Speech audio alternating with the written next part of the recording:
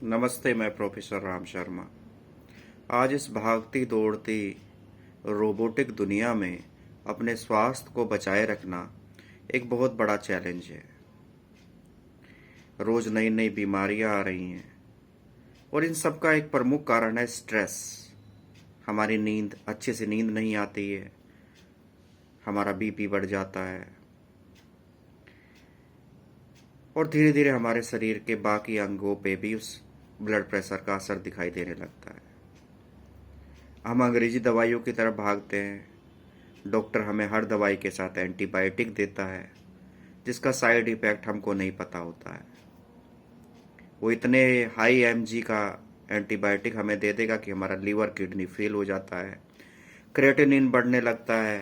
Creatinine बढ़ने से kidney खराब होने लगती है, इंसुलिन शुरू हो जाता है, डायलिसिस शुरू हो जाता है, किडनी ट्रांसप्लांट की बात आ जाती है, लीवर खराब होने लगता है, लीवर ट्रांसप्लांट की बात आ जाती है। अब हमारे सामने सबसे बड़ा प्रश्न ये है कि कैसे हम अपने आप को बचाएं। सबसे पहला तो ये है कि हमारी अगर नींद डिस्टर्ब है तो हम सबसे पहले अपनी नींद को साउंड करें। उसके लिए रैक वैग R14 एक दवाई आती है जो सोने से पहले 8 बूंद आप ले लें तो साउंड स्लीप आपको आनी शुरू हो जाएगी। इसका कोई साइड इफेक्ट नहीं है। काली फास भी एक अच्छी नींद प्राप्त करने की दवाई है। स्ट्रेस हर किसी को है, हर कोई काम में इतना बिजी है कि अल्फा टीएस एक स्ट्रेस की होम्योपैथिक दवाई है। अगर 5 बूंद आप जीभ पे डाल लें तो आप स्ट्रेस फ्री हो सकते हैं। स्ट्रेस ही सारी बीमारियों की जड़ है, हाई बीपी की भी जड़ है। स्ट्रेस के कारण ही शुगर होता है, चिंता के कारण ही शुगर का शुरुआत होती है।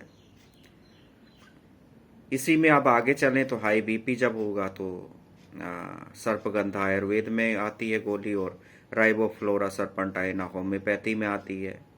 तो सबसे बड़ा हमारा प्रश्न ये है कि हमारी सबसे पहले नींद साउंड हो, स्ट्रेस हम ज़्यादा ना लें, हाई बीपी हमें ना हो। ये 3 बेस हैं हमारे। अगर हम 3 इनको कंट्रोल करके रखते हैं तो हमें बाकी बीमारियां नहीं होंगी, ये 100% हम श्योर हैं।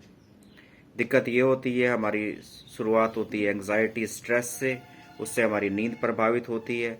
उसके बाद हमारा ब्लड प्रेशर बढ़ता है, हाई होता है, और जो बाकी अंगों को धीरे धीरे खराब करना शुरू कर देता है, किडनी, लीवर और हार्ट को। अंग्रेजी दवाई में हम जाते हैं तो इतनी सारी एंटीबायोटिक और हाई एमजी की दवाई दे दी जाती हैं कि उनका कोई इफेक्ट नहीं होता है। लगता है कि इफेक्ट हो रहा है, लेकिन जब भी हम दवाई बंद करते हैं तो वहीं हम खड़ा पाते हैं जहां हम 4-5 साल पहले थे। तो ये कौन सा इलाज चल रहा है कि हम दवाइयाँ भी ले रहे हैं और जब दवाइयाँ हम बंद करते हैं तो वहीं हम खड़ा पा रहे हैं। इसका मतलब हम ठीक नहीं हो रहे हैं एलोपैथिक दवाइयों से। सुबह उठ कर मेडिटेशन हम 15 मिनट हम करें तो हम पाएंगे कि हमारी जीवनचर्या और जीवन शैली में कितना बदलाव हुआ है। उससे बेसिक्स जो हैं वो हमारे ठीक हो रहे हैं, जैसे नींद, एंग्जाइटी और हाई बीपी।